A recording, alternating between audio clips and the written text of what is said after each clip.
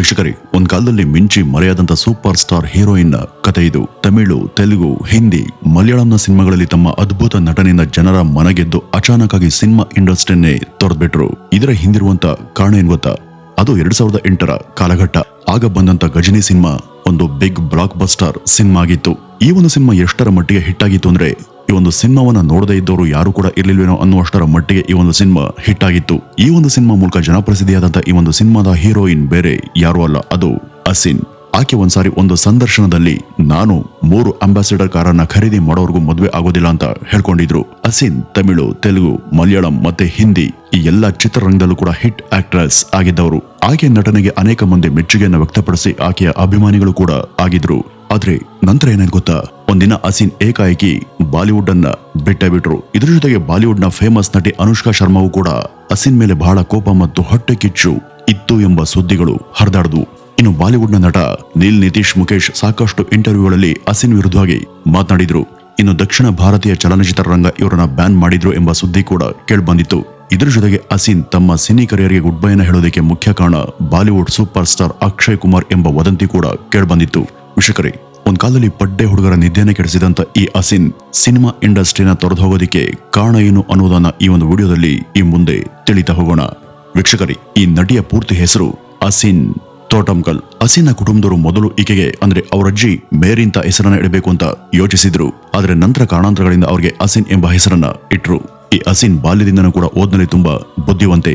French subject ನಲ್ಲಿ topper ಕೂಡ ಹೌದು. ಅಸಿನ್ಗೆ ಫ್ರೆಂಚ್ ನಲ್ಲಿ ಮಾತನಾಡೋದಕ್ಕೂ ಬರ್ತಿತ್ತು. ಇನ್ನು ಇವರು 14 ವರ್ಷ ಇದ್ದಾಗಲೇ ಮಾಡೆಲಿಂಗ್ ಕ್ಷೇತ್ರಕ್ಕೆ ಕಾಲಿಡಬೇಕು, ಹೆಸರನ್ನ ಮಾಡಬೇಕು ಎಂಬ ಕನಸನ್ನ ಕಂಡಿದ್ರು.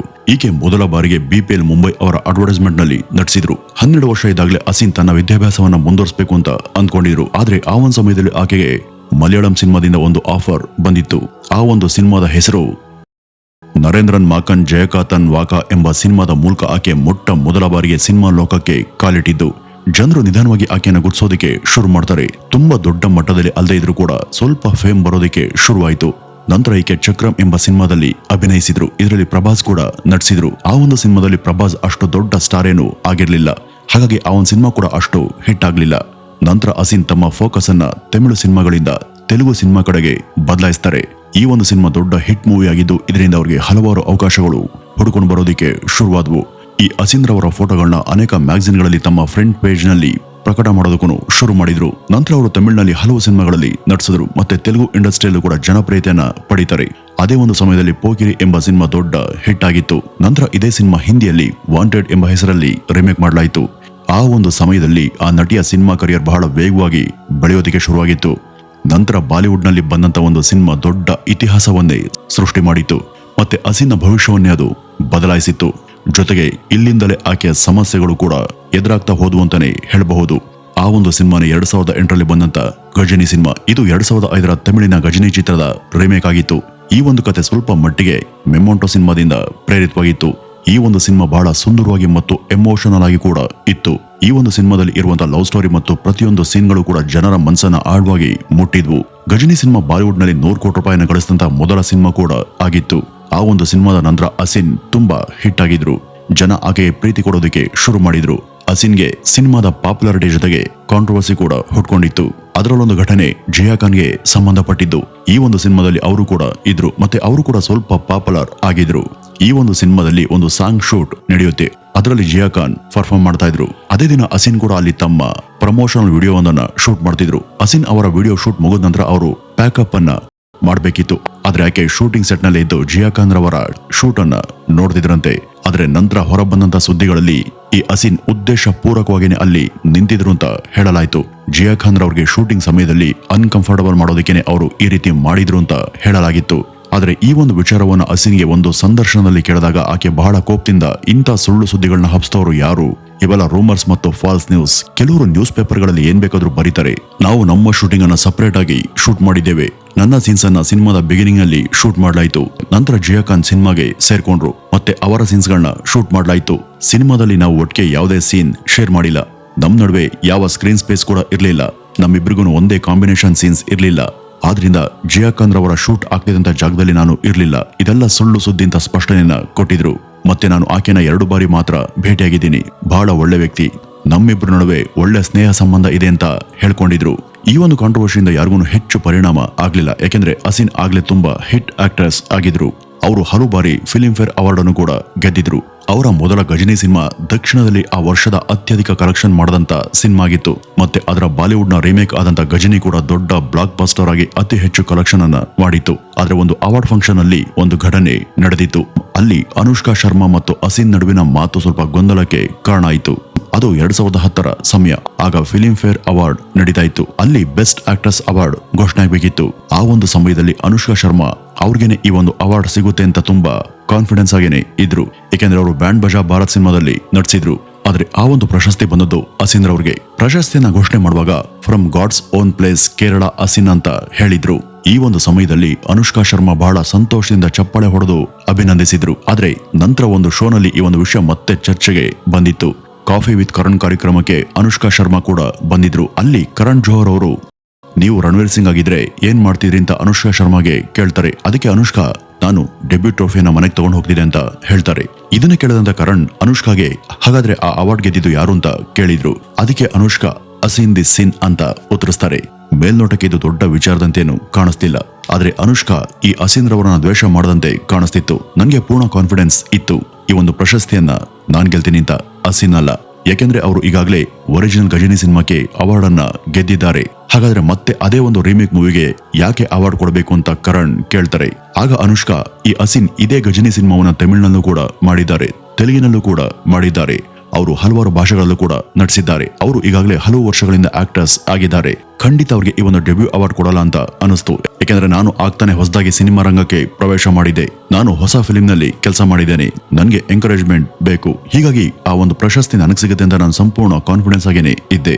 ಕೊನೆಗೆ ಆ ಒಂದು ಪ್ರಶಸ್ತಿಯನ್ನ ಅಸಿನ್ಗೆ ಕೊಟ್ಟಿದ್ರು ಅಂತ ಹೇಳಿದ್ರು. ಇದರಿಂದ ಅನುಷ್ಕಾಗೆ ನೋವುಂಟಾಗಿದೆ ಅಂತ ಸ್ಪಷ್ಟವಾಗಿಯೇ ಗೊತ್ತಾಗ್ತಿತ್ತು. ಇದೇ ಕಾರಣಕ್ಕೆ ಅಸಿನ್ ಬಾಲಿವುಡ್ ಬಿಟ್ರ ಅಂತ ನೀವು ಅನ್ಕೊಂಡ್ರೆ ಅದು ತಪ್ಪು. ಗಜನಿ ಸಿನಿಮಾ ನಂತರ ಎಲ್ಲಾ ಕಡೆ ಅಸಿನ್ ಬಹಳ ಫೇಮಸ್ ಆಗಿದ್ರು. ಆಗ ಅಸಿನ್ಗೆ ತುಂಬಾ ಜನ ಅಭಿಮಾನಿಗಳಿದ್ರು. ಆ ಒಂದು ಸಮಯದಲ್ಲಿ ಸಲ್ಮಾನ್ ಖಾನ್ ಅವರ ಜೊತೆ ಸಿನಿಮಾ ಮಾಡೋದಂದ್ರೆ ದೊಡ್ಡ ವಿಚಾರ, ಯಾಕೆಂದ್ರೆ ಬಾಲಿವುಡ್ ನಲ್ಲಿ 3 ದೊಡ್ಡ ಖಾನ್ಗಳಿದ್ದಾರೆ. ಈಗಾಗಲೇ ಅವರು ಒಬ್ಬರ ಜೊತೆ ಹಿಟ್ ಅನ್ನ ಕೊಟ್ಟಿದ್ರು.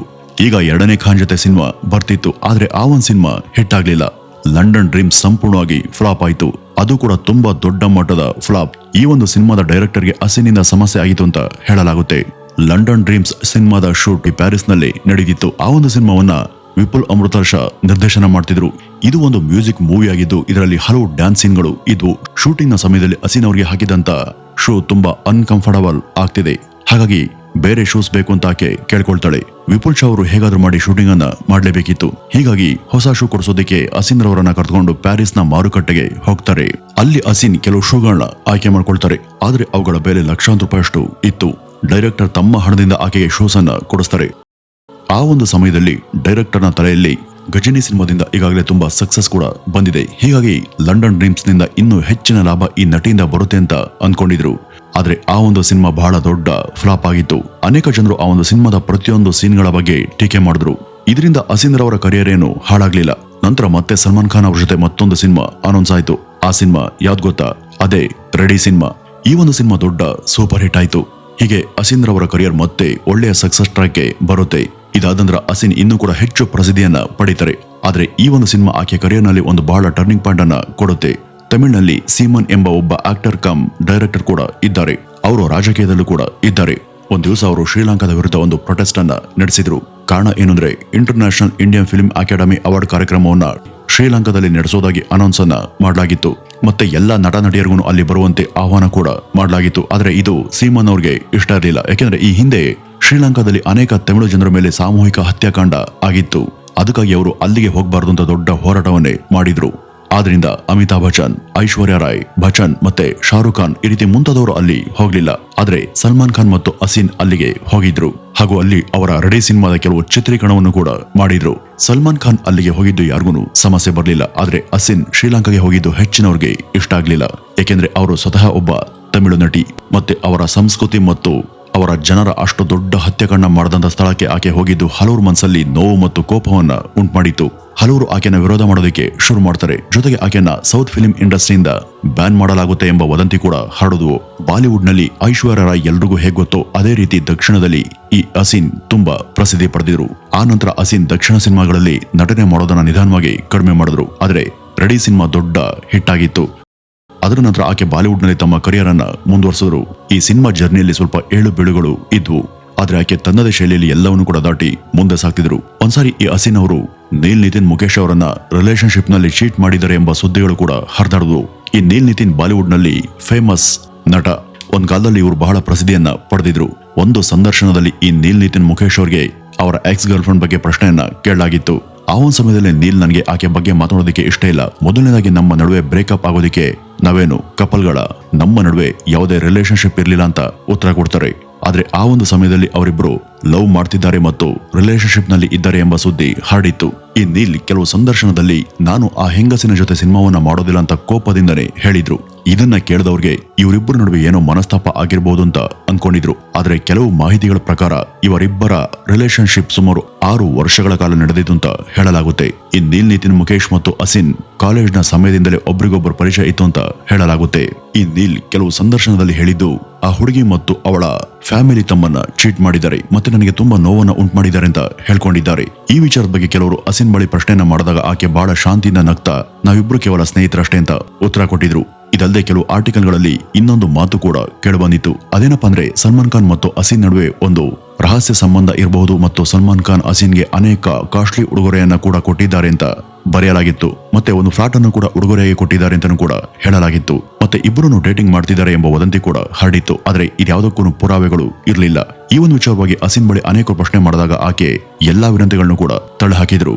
ಕೈ ಹಿಡಿದು ಮಾತನಾಡಿದ ಮಾತ್ರಕ್ಕೆ ಭೇಟಿ ಮಾಡ್ತೇವೆ ಅಂತ ಅರ್ಥ ಅಲ್ಲ, ನಾವಿಬ್ರು ಒಳ್ಳೆ ಸ್ನೇಹಿತರು ಮಾತ್ರ ಅಂತ ಉತ್ತರ ಕೊಟ್ಟಿದ್ರು.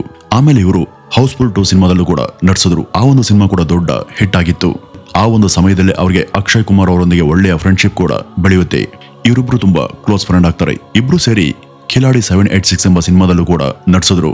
ಆ ಒಂದು ಸಿನಿಮಾದಲ್ಲಿನ ಹಾಡುಗಳು ಕೂಡ ತುಂಬಾ ಹಿಟ್ ಆಗಿದ್ವು. ಆದ್ರೆ ನಂತರ ಹಸೀನ್ ತಮ್ಮ ಜೀವನದಲ್ಲಿ ಒಂದು ದೊಡ್ಡ ನಿರ್ಧಾರವನ್ನ ತೆಗೆದುಕೊಳ್ತಾರೆ. ಇದಕ್ಕೆ ಅಕ್ಷಯ್ ಕುಮಾರ್ ಅವರೇ ಮುಖ್ಯ ಕಾರಣ ಅಂತ ಕೆಲವರು ಹೇಳ್ತಾರೆ.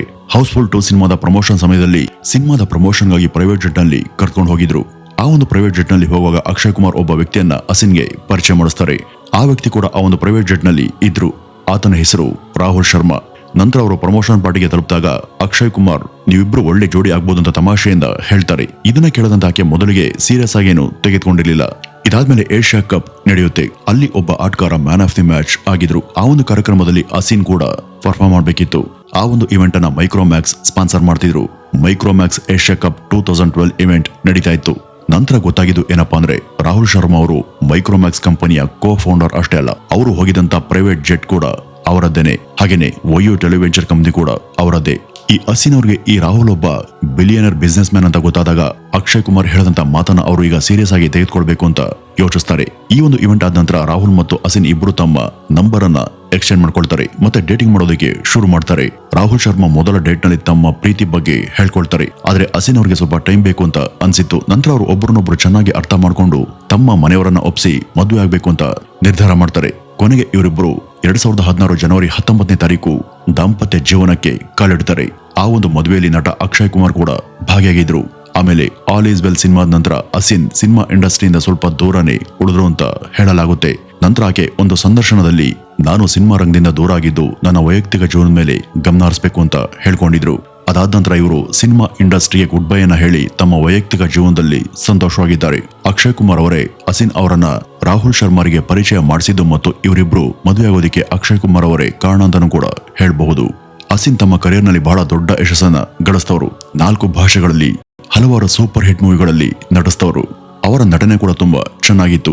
ಹೀಗಾಗಿ ಒಂದ್ ಕಾಲದಲ್ಲಿ ಈ ಹಸೀನ್ ಅಕ್ಷರಶಃ ಒಬ್ಬ ದೊಡ್ಡ ಸೂಪರ್ ಸ್ಟಾರ್ ನಟಿಯಾಗಿ ಮೆರೆದಿದಂತೂ ಸುಳ್ಳಲ್ಲ. ಅವರು ತಮ್ಮ ಸ್ವಇಚ್ಛೆಯಿಂದನೇ ಸಿನಿಮಾ ಇಂಡಸ್ಟ್ರಿಯಿಂದ ದೂರಾಗಿ ತಮ್ಮ ವೈಯಕ್ತಿಕ ಜೀವನದಲ್ಲಿ ಸಂತೋಷವಾಗಿದ್ದಾರೆ. ವೀಕ್ಷಕರೇ, ಇದಿಷ್ಟು ಹಸೀನ್ ಅವ್ರ ಬಗ್ಗೆ ಇರುವಂತಹ ಒಂದಷ್ಟು ಮಾಹಿತಿ ಅಂತ ಹೇಳ್ತಾ ಇವತ್ತಿನ ಈ ಒಂದು ವಿಡಿಯೋವನ್ನ ಇಲ್ಲಿಗೆ ಮುಗಿಸೋಣ. ಇನ್ನು ಇವ್ರ ಬಗ್ಗೆ ನಿಮ್ಮ ಅಭಿಪ್ರಾಯವನ್ನ ಕಮೆಂಟ್ ನ ಮೂಲಕ ತಪ್ಪದೆ ತಿಳಿಸಿ. ನಮಸ್ಕಾರ.